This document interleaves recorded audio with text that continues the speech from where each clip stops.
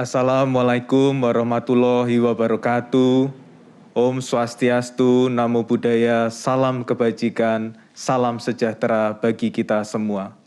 Hari ini Sabtu 10 Juli 2021, saya akan menyampaikan perkembangan terkini terkait dengan implementasi pemberlakuan pembatasan kegiatan masyarakat atau PPKM darurat.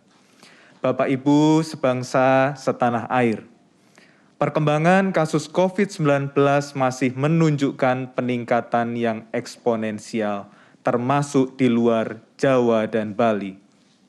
Berdasarkan arahan Presiden Bapak Joko Widodo, untuk beberapa daerah di luar Jawa dan Bali juga perlu diberlakukan PPKM darurat. Penentuan wilayah yang perlu diberlakukan PPKM darurat didasarkan pada parameter sebagai berikut. Pertama, tingkat keterisian tempat tidur atau BOR mencapai lebih dari 60%. Kedua, terjadi peningkatan kasus aktif secara signifikan. Ketiga, pencapaian vaksinasi masih di bawah 50%. Dengan mempertimbangkan penilaian terhadap semua parameter tersebut, pemerintah menetapkan 15 kabupaten kota di luar Jawa Bali yang harus menerapkan PPKM darurat, yakni pertama, Kota Tanjung Pinang, kedua, Kota Singkawang, ketiga, Kota Padang Panjang, keempat, Kota Balikpapan, kelima, Kota Bandar Lampung, keenam, Kota Pontianak, ketujuh, Kabupaten Manokwari, kedelapan, Kota Sorong, 9, Kota Batam, 10, Kota Bontang, 11, Kota Bukit Tinggi, 12, Kabupaten Berau, 13, Kota Padang, 14, Kota Mataram, dan 15, Kota Medan. Pengaturan ini mulai berlaku pada 12 Juli 2021 sampai dengan 20 Juli 2021. Pengaturan pembatasan kegiatan masyarakat di kabupaten kota di luar Jawa Bali yang menerapkan PPKM darurat ditetapkan sesuai dan sejalan dengan PPKM darurat yang berlaku di Jawa Bali sesuai dengan Instruksi Menteri Dalam Negeri nomor 15, 16, dan 18 tahun 2021.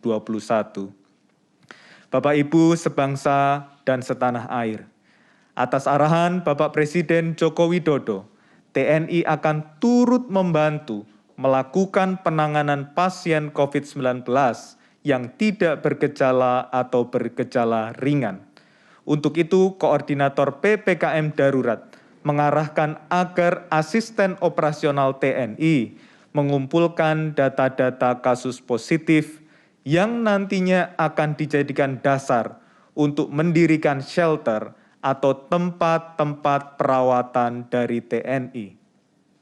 Penentuan lokasi shelter nantinya akan ditentukan bersama Kementerian Kesehatan untuk menghindari tumpang tindih dengan upaya-upaya yang sudah dilakukan Puskesmas. Penanganan pasien COVID-19 oleh TNI akan didukung oleh dokter dan tenaga kesehatan yang ada, serta tambahan tenaga kesehatan dan dokter yang sedang dalam masa pendidikan. TNI juga diberikan amanat untuk mendistribusikan paket obat yang telah disediakan oleh Kementerian BUMN. Koordinator PPKM Darurat juga memberi arahan kepada TNI dan Polri untuk memetakan peluang penambahan tempat perawatan, baik untuk isolasi mandiri maupun untuk perawatan intensif di seluruh Jawa Bali maupun luar Jawa dan Bali. Diharapkan seluruh komando daerah militer atau Kodam beserta jajarannya memberikan opsi penambahan rumah sakit dengan segera. Pemerintah sangat mengapresiasi pengabdian personil TNI dan Polri yang selalu siap terjun saling membantu, dan bekerja sama menyelamatkan saudara kita sebangsa dan setanah air.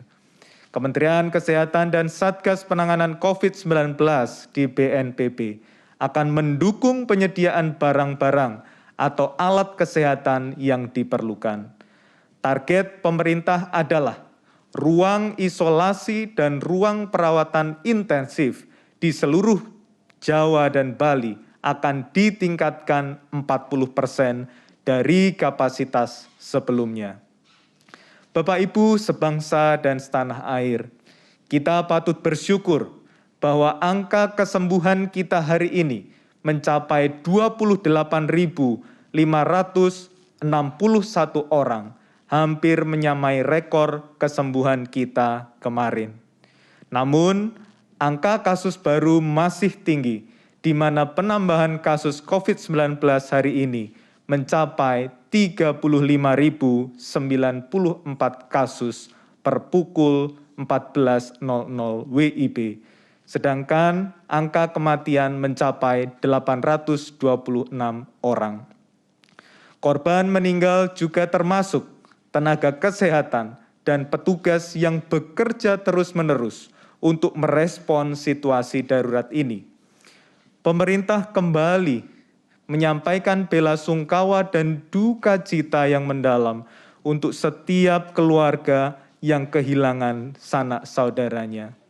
Kami mengapresiasi inisiatif masyarakat yang tadi pagi telah mengheningkan cipta pada pukul 10.07 WIB di tanggal 10 bulan ke-7 untuk mendoakan arwah para syuhada akibat wabah yang melanda seluruh dunia ini.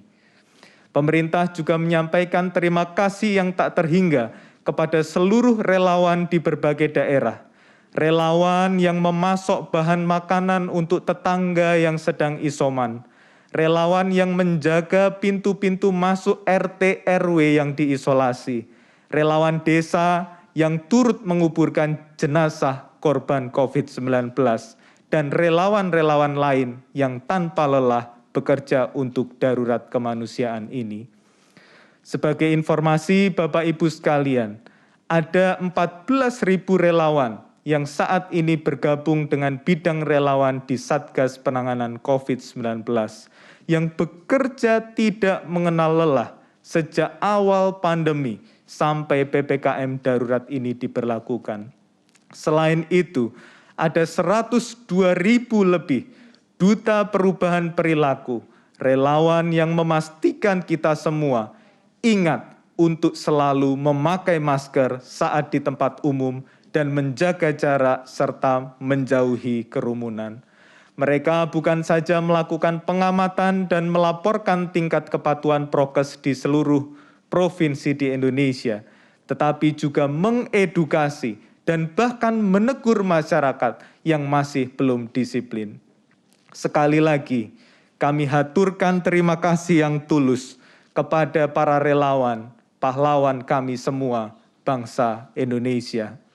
Bapak Ibu Saudara sebangsa setanah air, 51 juta dosis vaksin COVID-19 sudah diberikan kepada 36 juta lebih masyarakat yang menerima dosis pertama, dan hampir 15 juta orang yang menerima dosis kedua.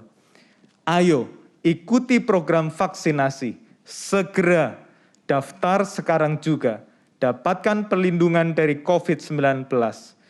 Kita berkeyakinan bahwa dengan kerja bersama, kita mampu keluar dari situasi darurat pandemi COVID-19 ini. Indonesia bisa. Semoga Tuhan Yang Maha Esa melindungi dan memberkati bangsa Indonesia. Wassalamualaikum warahmatullahi wabarakatuh. Om Santi Santi Santi Om. Selanjutnya saya persilahkan Dr. Reisa Broto Asmoro untuk mengedukasi kita tentang cara beradaptasi dengan kebiasaan baru di masa PPKM darurat.